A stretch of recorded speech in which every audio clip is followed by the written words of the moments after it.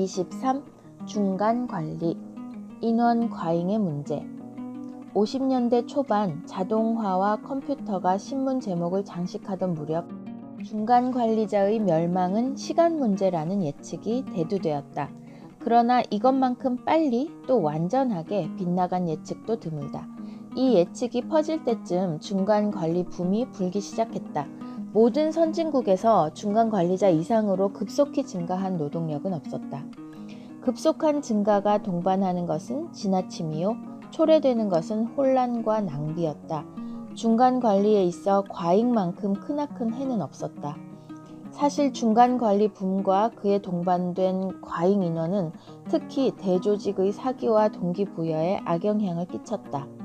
일찍이 기업, 정부기관, 학교, 병원에 대거 취직한 사람들의 불만이나 좌절감의 주된 원인은 인원 과잉이었다. 급여도 대우도 좋다. 그러나 일과 도전 기회가 없었다.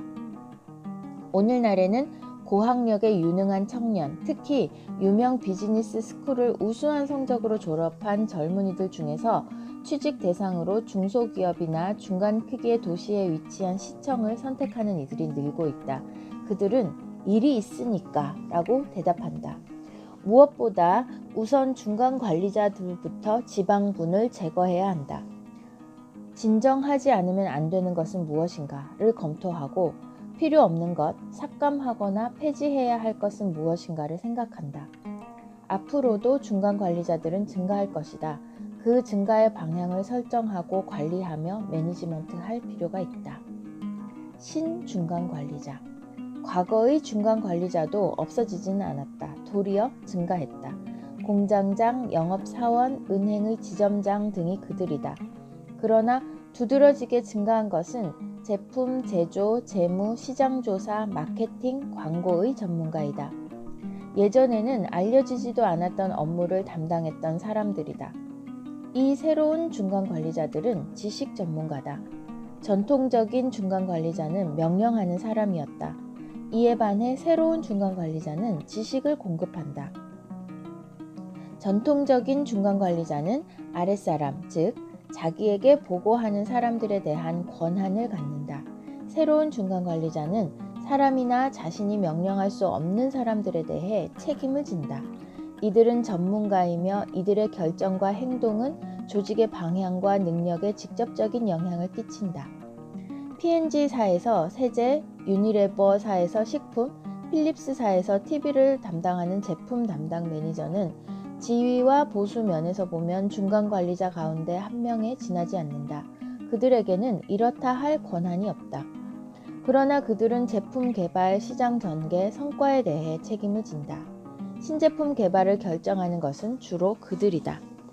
신제품의 명세나 가격을 결정하는 것도 그들이다. 테스트 마케팅의 방법이나 지역을 결정하고 판매 목표를 결정하는 것도 그들이다. 직접적인 권한을 갖고 있지 않으므로 명령을 할 수는 없다. 그러나 이들은 신제품의 성공을 좌우하는 광고비나 판촉비 지출을 관리한다. P&G사의 제품 담당 매니저, 품질 관리 담당 기술자, 세무 담당 전문가는 모두 간접 부문에 있다고 할 수 없다. 그들의 일은 조언하거나 가르치는 일이 아닌 현업이다. 그러나 지위, 보수, 직무로 보면 톱 매니지먼트가 아님에도 불구하고 P&G사에 끼치는 영향 측면에서 톱 매니지먼트와 똑같은 책임을 지고 있다. 이들이 우리의 사업은 무엇인가, 무엇이어야만 하는가, 목표는 무엇인가, 우선순위가 높은 것은 무엇인가, 무엇이어야만 하는가, 자금이나 인재 등의 기본적인 자원을 어떻게 배분할 것인가 하는 의사결정을 할 수는 없다. 그러나 그들은 이러한 의사결정을 행하는 데 필요한 지식을 공급함으로써 조직에 공헌한다.